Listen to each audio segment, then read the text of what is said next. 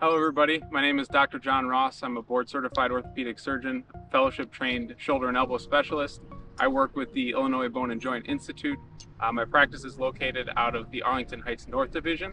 I'm an avid golfer and here to talk to you a bit today about how golf can relate to some common shoulder and elbow problems. So I've been playing golf pretty much ever since I could walk. I grew up locally in the Barrington area, played golf for Barrington High School, competed in the state championships. Was lucky enough to be able to play Division III golf at Emory University, where I went to college, competing in the NCAA tournaments yearly. I continue to stay very active in playing golf and have a passion for treating golfers because I think I can combine my expertise with the field of golf as well as being a fellowship trained shoulder and elbow specialist. So probably the most common golf related orthopedic issue that I see is medial epicondylitis, aka golfer's elbow. You don't have to be playing golf to get it. You can also get lateral epicondylitis playing golf. I see this commonly in golfers and non-golfers alike. I think the main reason many people get it, at least if playing golf, is they tend to be hitting off of mats. When you hit off mats, there's a considerable valgus force at the elbow, which stretches the inside of the elbow and puts injuries on these tendons that run along the inside of the elbow that cross the wrist. So main thing I tell people is if you are going to hit off mats in the winter, limit it to not so many swings, or even better, try making sure that you get a mat that has a good amount of flexibility.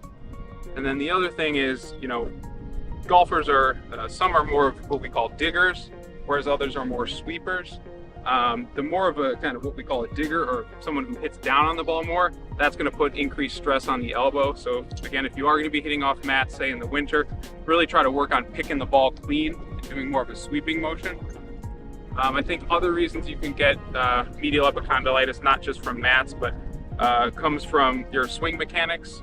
So really, I think the golf swing should all start from the core and the arms kind of follow it. So players that tend to get tendinopathies about the elbow, they're using their arms a lot when they're swinging, and that's putting a lot of stress on the elbows rather than kind of moving the arms in line with the core and kind of letting everything follow. So what you're going to want to focus on is, getting the hands maybe to here. And once you're in this position, you're really not using the arms much. As you can see, kind of just turning from there. So hands kind of in this position. The rest of the swing is really just a turn and then a swing from there. So that's going to put less stress on the elbows, make you less prone to getting those common tendinopathies.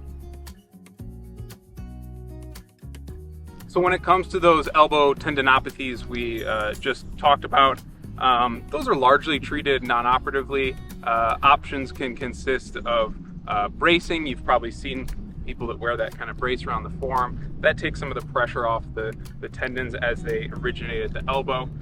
Physical therapy, stretching program. I'm a big proponent of steroid injections used selectively. Ultimately, if patients, despite time and those treatments, they continue to report pain and dysfunction, there are surgical procedures and in-the-office procedures that you can consider.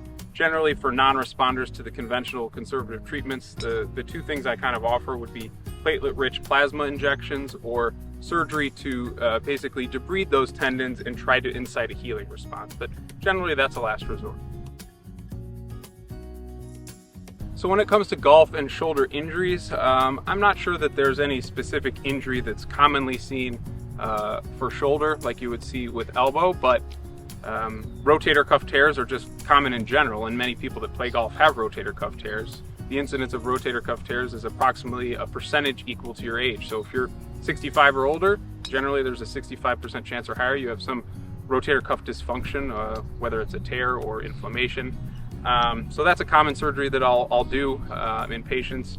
Other things, kind of as we age, the joints and shoulders specifically start to kind of wear out, and we get what's called arthritis, where you start to lose cartilage in the joint, you start to get bone spurs.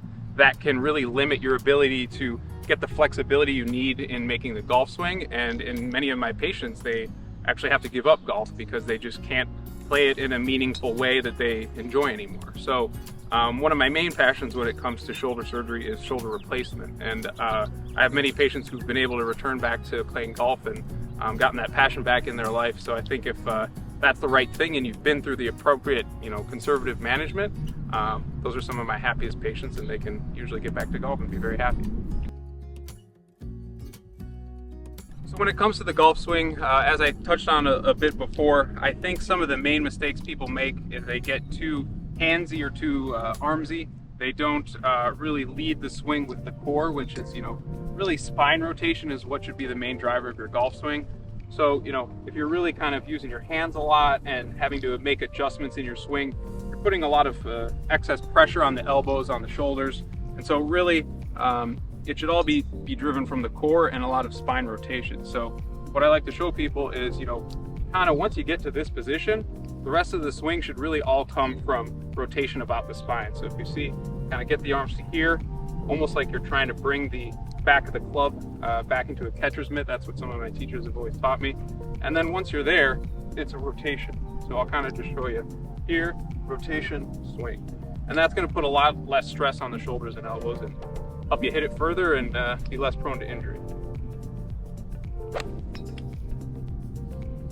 You can find me in the Arlington Heights North Division in Arlington Heights, 3030 Salt Creek Lane.